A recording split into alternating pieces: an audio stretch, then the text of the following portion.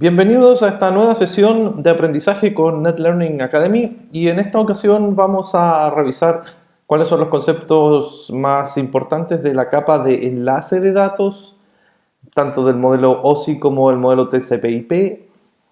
Vamos a ver qué sucede en esta capa, por qué existe, cuáles son sus principales componentes y los principales protocolos también que funcionan en ella. La verdad es que muchas veces cuando uno estudia redes, llega al punto de que uno no es capaz de diferenciar muy bien cuál es el uso de esta capa de enlace de datos, y la sesión de hoy está enfocada justamente en resolver ese tipo de dudas. Para situarnos en contexto, ya hemos ido recorriendo desde las capas superiores, principalmente desde la capa de aplicación, hacia abajo en nuestro proceso de encapsulación, donde la aplicación generó los datos, la capa de transporte agregó un encabezado TCP o UDP, la capa de internet o de red agregó también la información de direccionamiento IP para poder enviar ese paquete IP por internet, y ahora nos encontramos en una fase crítica que es la fase de enlace de datos, donde ocurre realmente el proceso de encapsulación. Bien. Esta capa de enlace de datos no está definida como tal en el modelo TCP/IP, porque acá, como bien saben ustedes ya, la primera capa de este modelo se llama acceso a la red, y en realidad es solamente un nombre para incluir la capa de enlace de datos y la capa física. Lo que sucede en realidad es que la capa de enlace de datos también existe, y eso es porque esa es la razón por la cual en algunos textos ustedes pueden encontrar que el modelo TCP/IP tiene en realidad 5 capas. En el proceso de encapsulación ya formamos nuestro famoso paquete IP con la información pertinente de data, y además con el encabezado de direccionamiento. Y ahora vamos a pasar a la fase real de encapsulación. En la capa 2, Layer 2, tenemos las tramas, también frames en inglés. ¿Qué es una trama? La trama solamente es un tipo de encabezado y un tipo de trailer que se agrega en los extremos del paquete IP para poder ser enviados por el medio de capa 2. A ver, hay varias cosas que decir respecto a las tramas. En primer lugar, la capa 2 es dependiente del medio, ¿sí?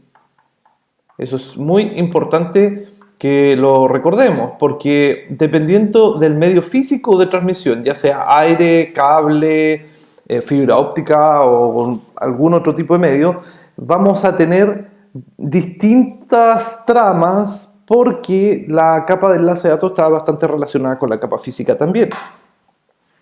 En nuestro ejemplo aquí tenemos que este paquete IP, que viene desde las capas superiores, ahora está en el proceso de ser encapsulado dentro de una trama. Normalmente lo que nosotros vamos a hacer es encapsular dentro de una trama Ethernet.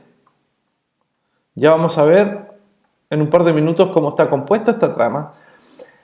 Y lo que realmente se hace es que se toma este paquete IP y se guarda dentro de la trama para poder ser enviada por el medio de capa 2. ¿Bien? O el dominio de capa 2. Lo que contienen estas tramas son algunos datos como direcciones IP, direcciones MAC, direcciones DELSI o otro tipo de direcciones que permitan que en un entorno de capa 2 se pueda reenviar estos datos. Por ejemplo, esto es muy sencillo cuando tenemos un switch común y corriente y distintas máquinas conectadas a ese switch. La forma de conmutar esos datos, incluso si podemos tener otro switch, la forma de conmutar esos datos dentro de la red LAN es a través de la información que contiene las tramas. Esa es la importancia de realizar la encapsulación. Bien, importante es también que este paquete IP, vamos a tener aquí el IP packet. Este paquete IP generado en las capas superiores, cuando llegue a la interfaz de red, en realidad el computador o el router o el dispositivo de red que está gestionando este paquete va a tener que mirar su propia tabla de enrutamiento y decir si acaso conviene enviar este paquete IP a través de la interfaz inalámbrica, por ejemplo, o conviene enviar este paquete IP a través de la interfaz cableada o Ethernet. Eso va a depender exclusivamente de la dirección IP de destino que tenga ese paquete. Si la máquina decide reenviar este paquete a través de la red inalámbrica, entonces lo que se va a hacer es que se va a guardar todo este paquete IP dentro de una trama especialmente diseñada para la red inalámbrica.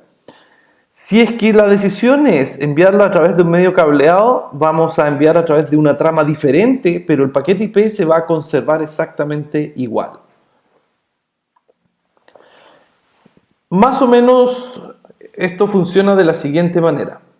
Si tenemos un nodo o host número 1 que necesita enviar datos, por ejemplo, a un host número 2 remoto, vamos a tener que esta máquina genera a través del modelo TCP/IP, ¿verdad? Aquí tenemos la capa de aplicación, transporte, internet y acceso a la red. Va a generar un paquete IP. Este paquete IP que vemos aquí, y como se va a enviar por un medio cableado, el paquete IP se encapsula dentro de una trama Ethernet. Este es un encabezado o header y finalmente tiene un trailer. Existen distintos tipos de tramas. Algunos ejemplos son por una trama PPP de protocolo punto a punto, tenemos tramas Ethernet, tenemos tramas 802.11 para Wi-Fi y distintos tipos de tecnologías de capa 2. Lo importante es que el paquete IP siempre se mantiene intacto, ¿sí? Entonces, cuando la máquina 1 tiene que llegar a esta red de acá, número 2, va a salir el paquete IP encapsulado en la red LAN. Esta es la LAN, de hecho aquí podemos diferenciarlo claramente, ¿sí? Esta es la red local.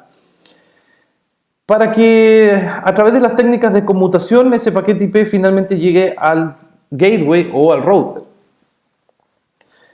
Si este router decide que a partir de la información que contiene el paquete IP, de la IP destino, realmente se tiene que ir hacia internet, supongamos que acá tiene un enlace punto a punto, puede ser PPPoE, que es protocolo punto a punto sobre Ethernet. Lo que va a suceder es que ese mismo paquete IP ahora se va a encapsular en una trama PPP para ser enviada por este medio de internet. Siempre y cuando supongamos nosotros que en este medio de internet no se habla Ethernet.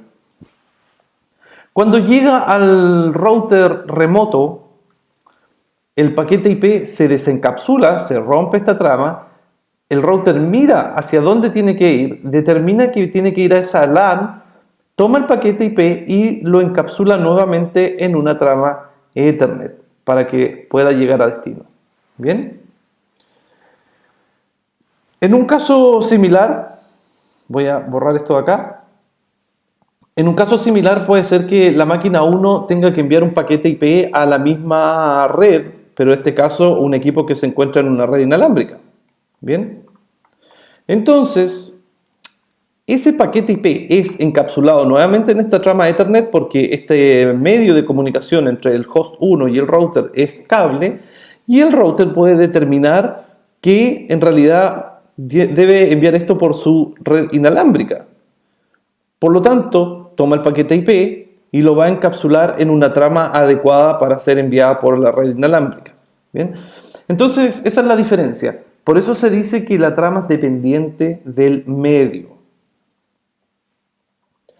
Una cosa muy importante que ustedes tienen que saber también es identificar qué tipo de direccionamiento contienen tanto los paquetes IP como las tramas Ethernet. Y de eso nos vamos a encargar en unos minutos más. Principalmente durante nuestros estudios de redes nos vamos a encontrar con la trama Ethernet. Así es que mi recomendación es que por favor ustedes recuerden esto. Pueden anotarlo, pueden tomar un apunte, pueden sacar una fotografía como ustedes quieran, pero por favor tengan siempre presente cómo está compuesta la trama Ethernet, porque cuando veamos switching y también para poder entender finalmente cómo opera la transmisión en una red local, va a ser muy importante que nosotros podamos recordar y tener siempre presente cómo está compuesta esta trama Ethernet. En contraposición, agregué aquí una trama Wi-Fi o basada en el protocolo 802.11 para que ustedes comparen qué es lo que sucede realmente con este paquete IP, por ejemplo, cuando viene por la red cableada y se desvía hacia la red inalámbrica. La trama Ethernet está compuesta de estos campos de manera básica. Después, cuando uno va agregando, por ejemplo, VLANs u otro tipo de tecnología, se van agregando campos entre medio. Pero primero partimos con un campo de preámbulo que pesa 8 bytes. Todo esto está expresado en bytes, ¿sí? En algunos casos ustedes pueden encontrar que esta trama de Ethernet viene con 7 y 1 o 1 y 7. Hoy en día se estipula que el campo de preámbulo vale 8 bytes. Y esos 8 bytes son una secuencia numérica única que identifica el inicio de una trama.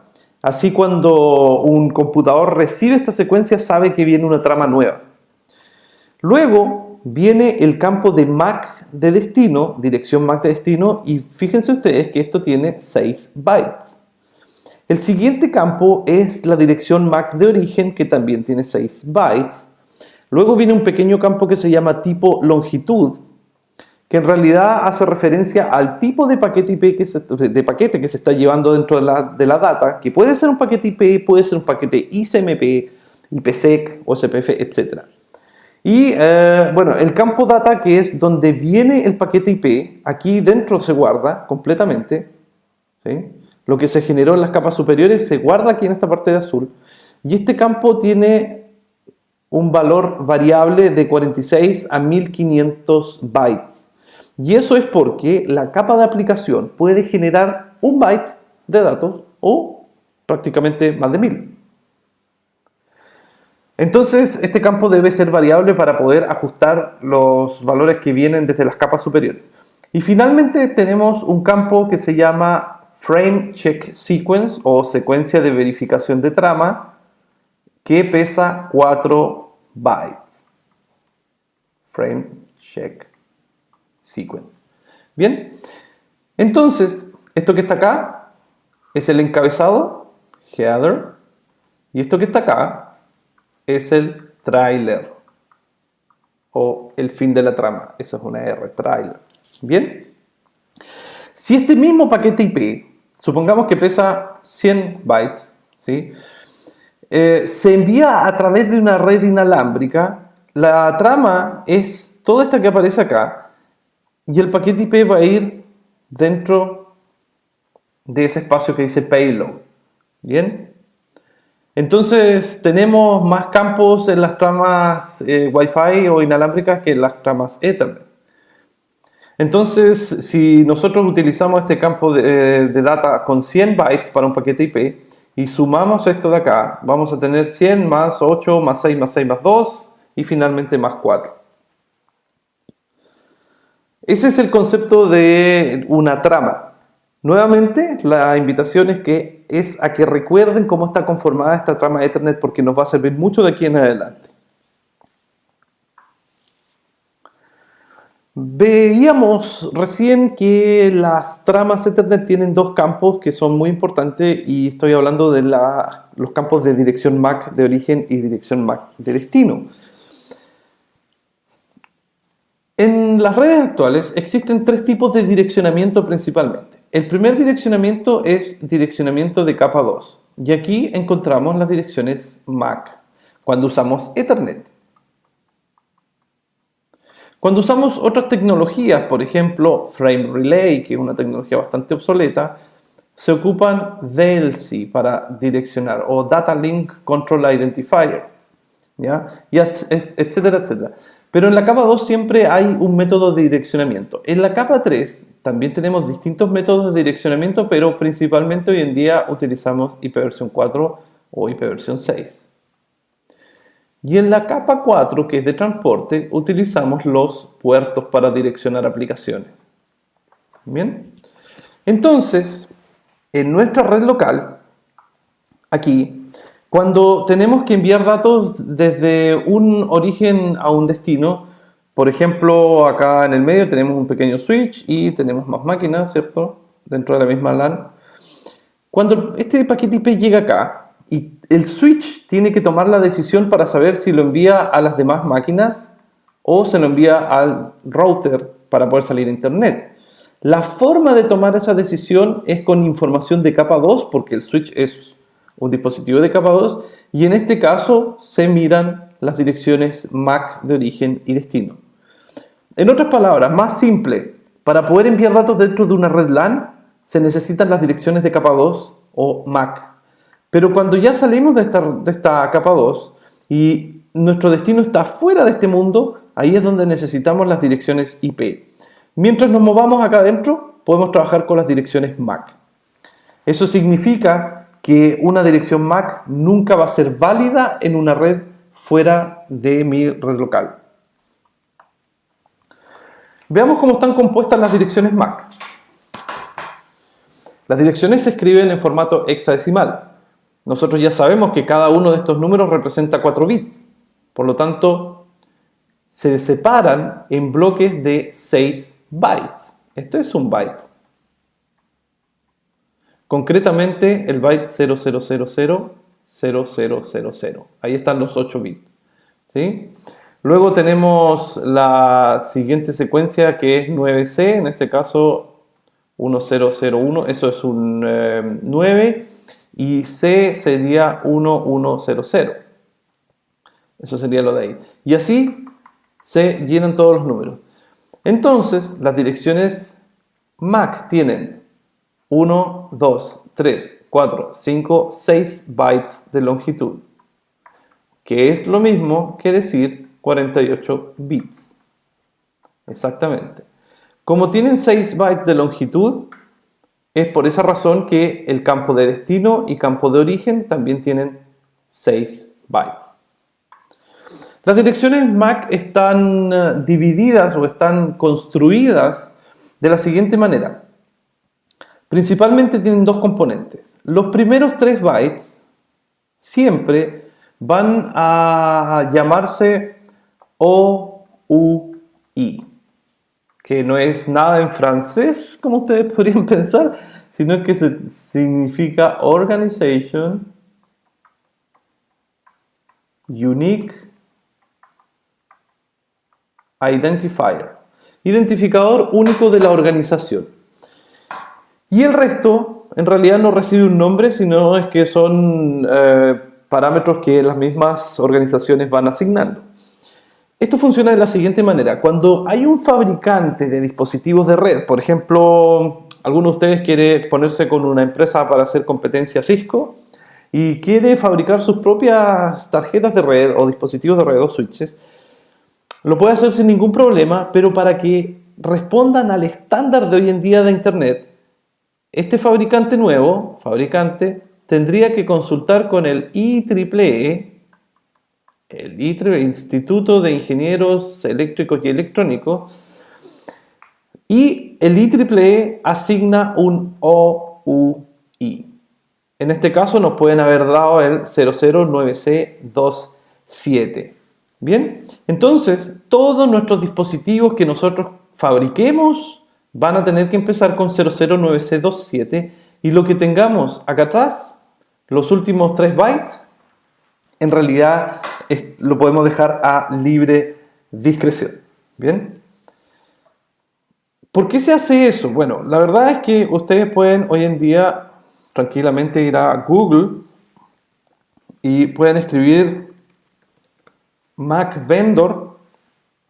Vendor significa fabricante en inglés. Y hay distintos sitios web donde ustedes pueden buscar a qué fabricante pertenece una dirección MAC. Entonces, en nuestro ejemplo, 009C27 vamos a poner aquí 009C27 y me dice que este fabricante no existe. Entonces podríamos nosotros utilizarlo.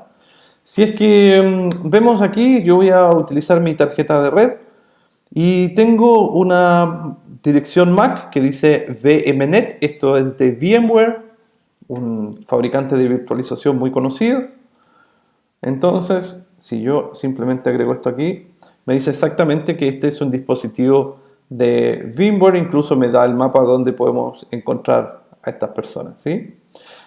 Cuando tenemos una pequeña red y en este caso, un segundo, ahí sí, estoy buscando cuál es mi puerta de enlace, que se me perdió por aquí, se me perdió, NR era, me equivoqué. Aquí está nuestra puerta de enlace. Entonces, si yo envío un ping a esa dirección, bien, ya en mi tabla ARP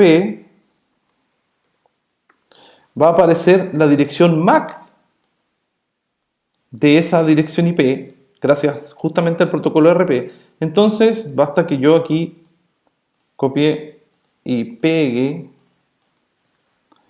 y puedo saber que aquí me falta una letra, creo, y me falta un 0 porque esto está en formato resumido. Ahí está. Este es el fabricante del dispositivo que yo estoy usando en este momento.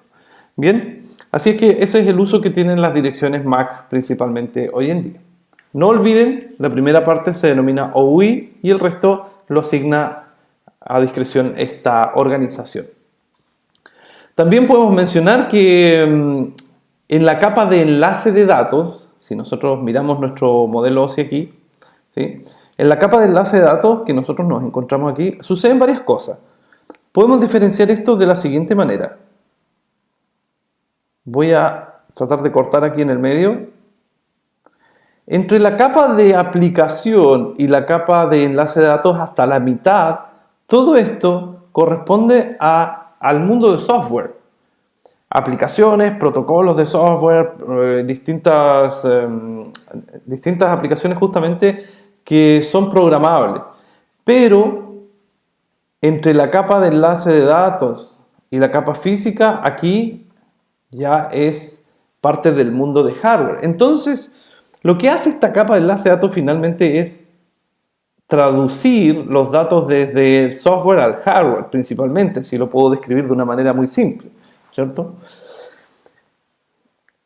Lo importante es que todo lo que es software lo define como estándar el IETF, que es la Fuerza de Trabajo de Ingeniería de Internet o Internet Engineering Task Force, y todo lo que es hardware lo define como estándar nuestros amigos electrónicos del Instituto de Ingenieros Eléctricos y Electrónicos.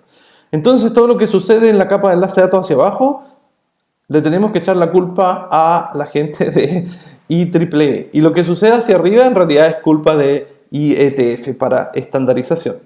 Por eso que yo mencionaba el caso de que uno tiene que ir a pedir un OUI al IEEE y no al IETF. ¿Bien? Algunas direcciones MAC especiales, por ejemplo, la que tenemos aquí en el medio. Esta es una dirección de multicast. Cada vez que se envían datos multicast, empieza con 01005E. Si ustedes me preguntan por qué eso y no otro valor, no tengo idea, no lo sé. Y lo único que sé es que es de multicast. Normalmente se ponen de acuerdo los mismos agentes que generan estos estándares y tendrán alguna razón que, bueno, evidentemente que escapa al alcance de este curso, pero sería una cosa bastante interesante de averiguar. Lo que sí también es muy fácil de encontrar en una red es esta MAC, que si ustedes no saben de qué se trata, podemos convertir esto en binario y van a ver que en realidad son 48 bits en 1 y eso es broadcast. Cada vez que hay un mensaje de broadcast en la red, se envían las tramas con esta MAC de destino y el switch sabe que cuando el destino es FF, FF y todas las F, sabe que esa trama tiene que llegar a todos los hosts de una misma red. En este caso, por ejemplo, si aquí tenemos un pequeño switch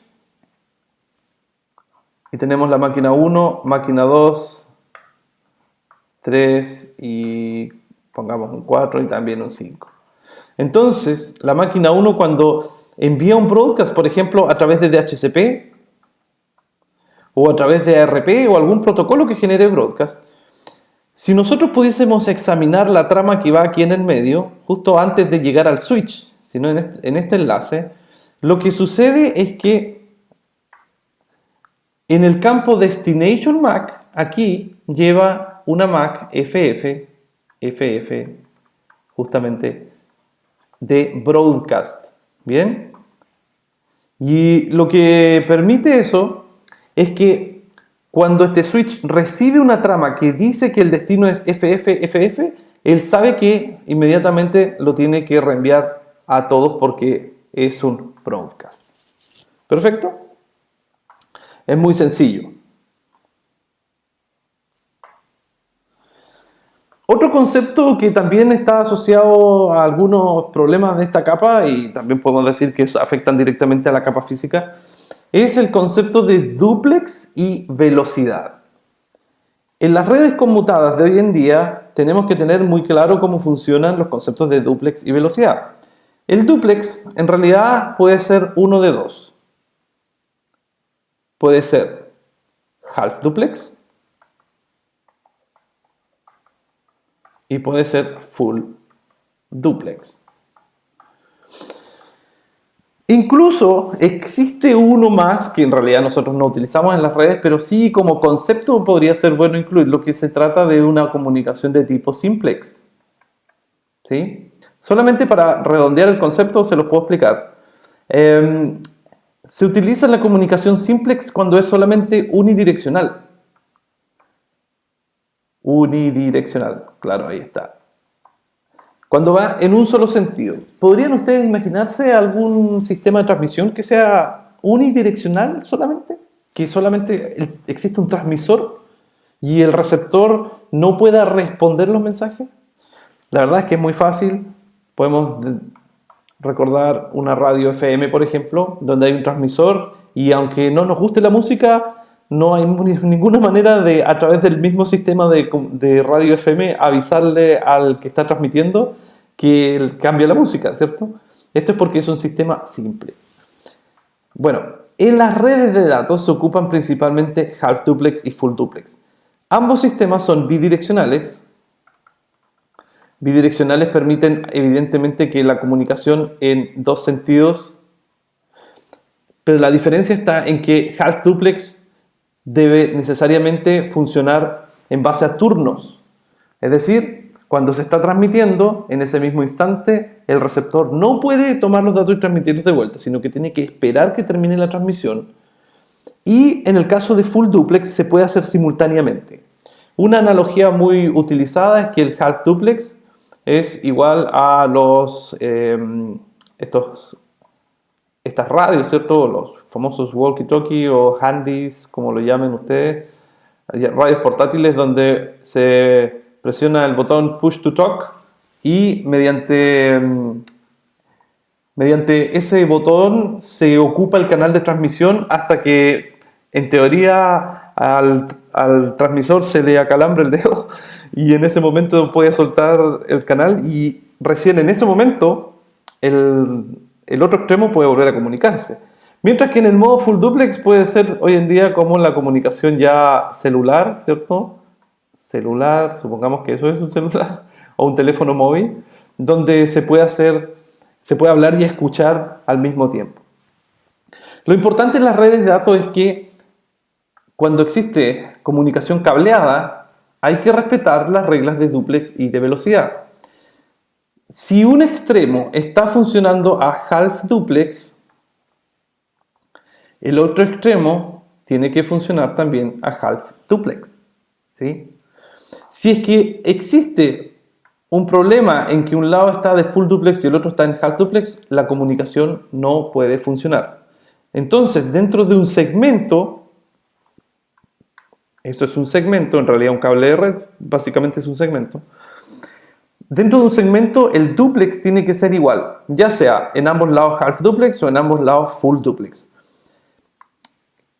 Los parámetros de duplex se pueden configurar manualmente, pero normalmente vienen configurados de manera automática.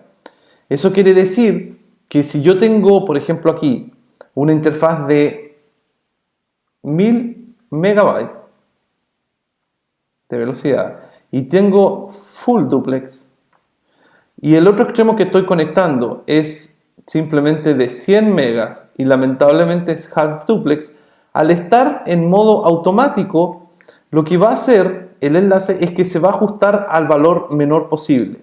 Es decir, aunque mi switch número 1 pueda funcionar a 1000 megabits por segundo con full duplex, lamentablemente mi switch número 2 solamente puede funcionar a 100 megabytes y half duplex.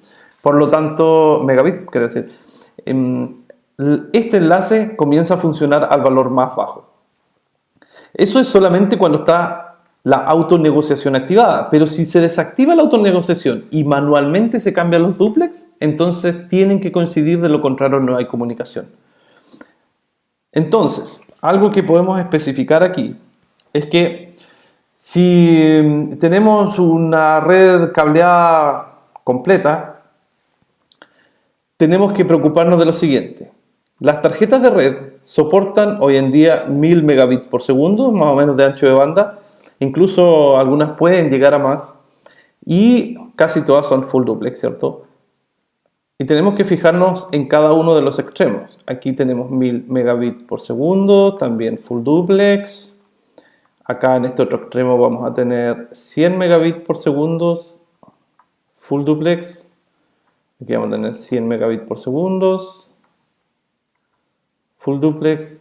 En este otro extremo vamos a poner 10 megabits por segundo, full duplex. Y aquí vamos a poner 1000 megabits por segundo, full duplex. Bueno, lo que va a pasar es que todo este enlace completo va a funcionar a 10 megabits por segundo porque la red se ajusta en realidad al valor más bajo. Los enlaces van a seguir funcionando, en este caso a 1000, el otro a 100, y este de aquí va a funcionar a 10. Por lo tanto, en la transmisión de extremo a extremo va a funcionar realmente a 10 megabits por segundo. Así que es un tema bastante sencillo, pero muy importante a tener en cuenta cuando se trabaje con redes conmutadas. Otro concepto que es muy importante para su examen de certificación, muy importante porque realmente podría incluso correr el riesgo de apostar con ustedes que en su examen les van a salir preguntas de este tipo. Siempre se preguntan por los dominios de colisión y dominios de broadcast. ¿Qué son los dominios de colisión y qué son los dominios de broadcast? Y además, las preguntas que hay es respecto a que ustedes tienen que identificar cada uno de esos componentes. ¿Bien? Para explicar esto vamos a trabajar en la siguiente topología y aquí vamos a recurrir a unos viejos amigos que, por ejemplo, tenemos a un hub, que es un dispositivo absolutamente obsoleto en las redes de hoy. Nadie utiliza hubs y si es que existe por ahí, lo más probable es que haya que cambiarlo rápidamente. Tenemos switches y tenemos routers. Bien, los hubs los vamos a incluir para poder especificar bien de qué se tratan los dominios de colisión y broadcast.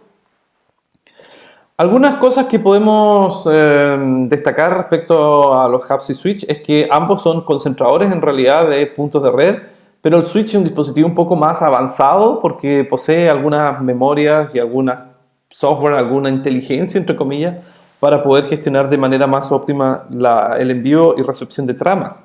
Mientras que el hub es un dispositivo de capa 1, y aquí los ordené por capa, este es de capa 1, el switch es de capa 2, el router es de capa 3. Y eso significa que el hub no tiene ninguna inteligencia, es básicamente un equipo electrónico que electrónicamente transmite y recibe datos, pero no es capaz de discriminar absolutamente nada. Bueno, algo más puedo agregar sobre los hubs, ya que está por ahí, antes que se me olvide, los hubs siempre funcionan a half duplex. ¿Sí? half duplex. También se les llama segmentos compartidos o shared. Bien, esa es una de las diferencias que vamos a especificar más adelante cuando entremos específicamente en el tema de conmutación y cómo funcionan los switches. Ahí vamos a ahondar en esta diferencia. Por mientras, concentrémonos en realidad en los dominios de colisión y broadcast. Veamos primero qué es un dominio de colisión. En algunas redes, cuando existe una colisión de tráfico, ya vamos a ver cómo se forma una colisión exactamente. En realidad es cuando dos tramas se encuentran una a otra, igual que una colisión de tránsito, y chocan entre ellas y se destruyen. Por lo tanto, la información que contienen no llega a ningún lado y eso causa terribles problemas para el usuario. Entonces, las colisiones, naturalmente, que hasta el nombre nos dicen que son malas. El dominio de colisión es el área por el cual se propaga una colisión cuando ocurre. ¿Bien? Por ejemplo, si acá tengo, vamos a poner este equipo como número 1 y el equipo 2. Si existe una colisión entre el segmento que va, el equipo 1 y el switch, aquí existe una pequeña colisión, realmente el switch no va a traspasar esa colisión hacia el otro lado. Estos son dispositivos un poco más avanzados que los hubs y permiten bloquear este tipo de problemas. Así que el dominio de colisión aquí va a ser simplemente esta área. ¿Bien? Cuando hay un switch, podemos decir que cada una de sus interfaces es un dominio de colisión. Por lo tanto, acá también tenemos otro dominio de colisión. En el caso de los hubs, como nuestro amigo de acá abajo, sucede lo siguiente. Cuando hay una colisión aquí, digamos entre el PC número 3 y la puerta de hub, esa colisión se va a propagar por todas las puertas del hub hasta que llegue un switch. Entonces, en nuestro ejemplo, el dominio de colisión aquí es todo esto. Y eso es simplemente porque, como les decía, el hub no tiene ninguna forma de discriminar cuando hay un problema, una colisión o datos, porque como es un dispositivo de capa 1, podemos decir despectivamente que es un dispositivo bruto, no entiende absolutamente nada de lo que es de red, sino que su misión es simplemente traspasar información electrónica. Para él, cuando hay una colisión, en realidad le da lo mismo y lo termina propagando a todos los hosts de esa red. Esa es una de las razones por las cuales hoy en día nadie utiliza hubs. Y los switches vienen con una pequeña inteligencia integrada que permite detectar ese tipo de problemas y no propagarlos más allá. ¿Bien? Naturalmente que los routers también propagan esa información. Los routers no propagan ningún tipo de colisión, porque cuando sucede aquí, va a vivir solamente en este espacio, porque este es un dispositivo incluso de una capa mayor, es un router. Los únicos problemáticos con las colisiones son los hubs. Bien, entonces, sabiendo eso, yo les voy a pedir a ustedes que por favor en este dibujo identifiquen la cantidad de dominios de colisión que hay, en primer lugar. Luego vamos a ver los dominios de broadcast, pero ya que saben la información que les acabo de contar, díganme ustedes cuántos dominios de colisión pueden contar. Para eso pueden pausar este video, tomarse 1 o 2 minutos y tratar de contarlos ustedes mismos. Si ya tienen el resultado, entonces veamos cuántos dominios de colisión hay. Aquí yo ya había dibujado uno, tenemos otro, y aquí tenemos otro también, porque cada puerta de un switch es un dominio de colisión. Ya van 3, aquí tenemos otro, 4, 5, el de aquí completo es 6, tenemos aquí otro dominio de colisión que es 7, acá tenemos otro dominio de colisión, 8, 9, entre los dos routers también, porque cuando suceda una colisión aquí nunca se va a propagar más allá de los routers, llevamos 10. Aquí, cuando suceda una colisión, nuestro amigo hub va a dejar pasar todo esto de largo, por lo tanto, esto también es un dominio de colisión. En la última red de allá tenemos que solamente esta interfaz de switch es el punto el límite de estos dominios, pero lamentablemente aquí están usando también un hub, por lo tanto esto es un dominio de colisión. Entonces tenemos 1, 2, 3, 4, 5, 6, 7, 8, 9, 10, 11 y 12 dominios de colisión en nuestro ejemplo. Esto es súper importante porque justamente ese tipo de preguntas aparecen en el examen. ¿Cuántos dominios de colisión usted es capaz de identificar? Los dominios de broadcast, en comparación, es el área donde suceden los broadcasts. Cuando se envía un mensaje de este tipo, por ejemplo una consulta de HCP, básicamente quiere decir hasta dónde llega esa consulta y no se sigue reenviando. Y los límites para los dominios de broadcast son muy claros. Podemos tener un router.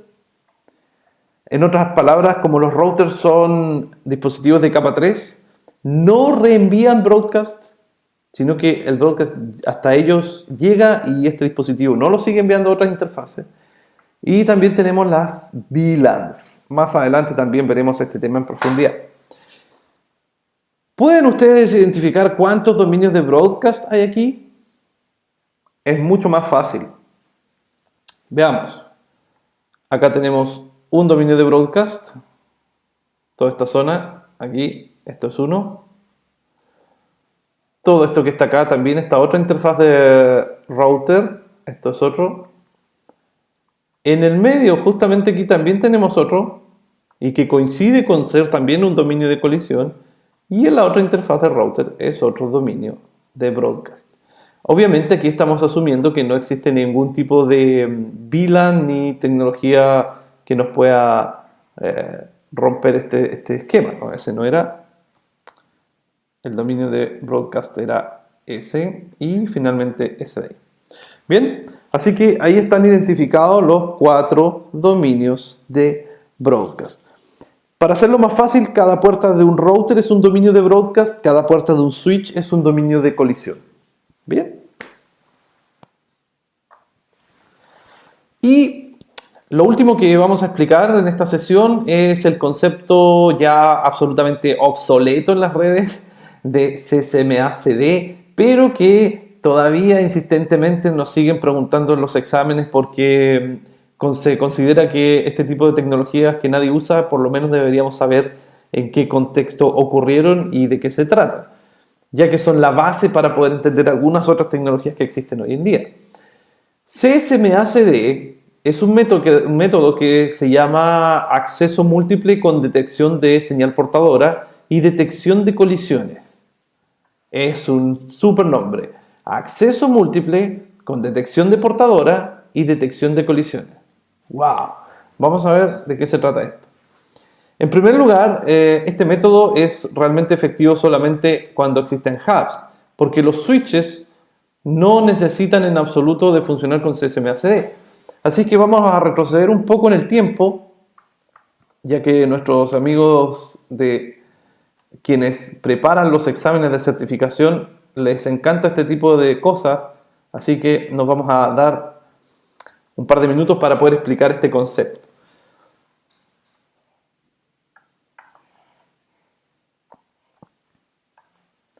Bueno, esto de aquí es un medio compartido. Shared. Un medio compartido es cuando se utiliza un hub. O también algunos que pueden ser un poco más experimentados, por no decir antiguos, pueden haber recordado cuando esto era cable coaxial. ¿Sí? Aunque ustedes no lo crean, antiguamente las redes se conectaban con cables coaxiales, los mismos cables que hoy en día utilizan algunos sistemas los TV cables. Por supuesto que era bastante lento, pero hemos evolucionado. Cuando se ocupaba cable coaxial o se ocupaba un hub, convertíamos a una red LAN en un medio compartido. ¿Bien?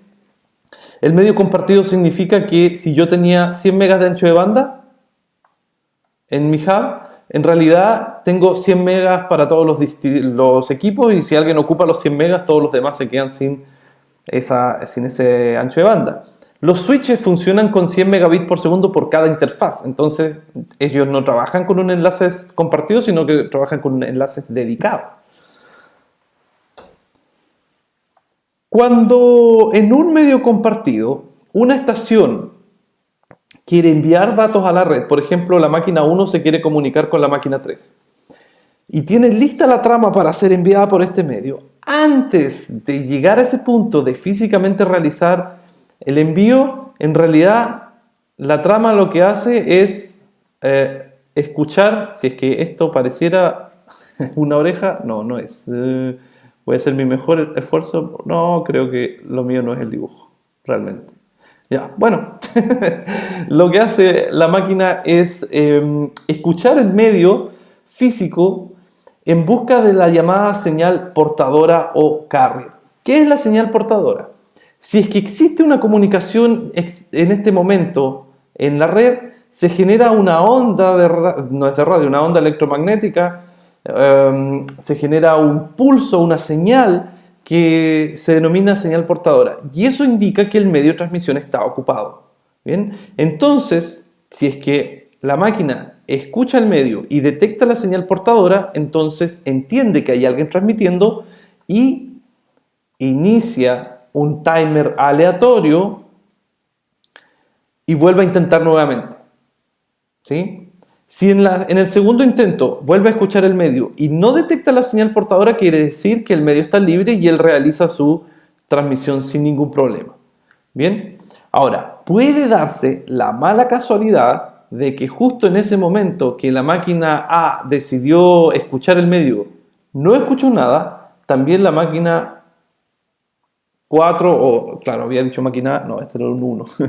La máquina 4 decidió enviar datos al mismo tiempo y lamentablemente se encontró con que la máquina 1 ya estaba enviando, por lo tanto la señal portadora va a existir en el medio justo al mismo tiempo que las dos estaciones transmiten, y en ese momento se genera una colisión. ¿Sí? Cuando suceden estas colisiones, inmediatamente los nodos detectan estas colisiones mediante una señal que se llama congestión o jam en inglés, una señal de congestión, y cada uno de ellos inicia también un timer que es aleatorio para poder volver a enviar los datos. Y eso es todo lo que corresponde a CCMA-CD. En realidad, la máquina que quiere transmitir tiene que primero escuchar el medio en busca de la señal portadora. Si es que la señal portadora existe, es porque hay una transmisión en curso de otros nodos y esta máquina retrocede, espera un tiempo aleatorio y vuelve a intentar.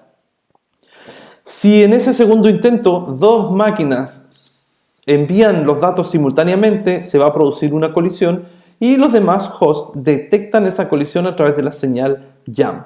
Por eso que se denomina acceso múltiple, porque esta es una red de acceso múltiple, ya que múltiples dispositivos acceden a la red, en contraposición a lo que podría ser una red de punto a punto, que no es múltiple, porque solamente hay dos dispositivos. Es una red de acceso múltiple con detección de portadora, porque los dispositivos detectan la portadora y también detectan las colisiones. ¿Bien? La verdad es que la capa física, la capa de enlace de datos, quiero decir, es una capa que podríamos abordar en mucho más tiempo, pero esto es suficiente para tener una introducción al tema, para poder comprender cómo funcionan los elementos más importantes, sobre todo las tramas, las direcciones MAC, la trama Ethernet, que es muy muy importante, los conceptos de dominios de broadcast, dominios de colisión, y también algunas cosas como los duplex, las velocidades y en la encapsulación misma que vimos en este capítulo. Yo me despido de ustedes y les agradezco la atención.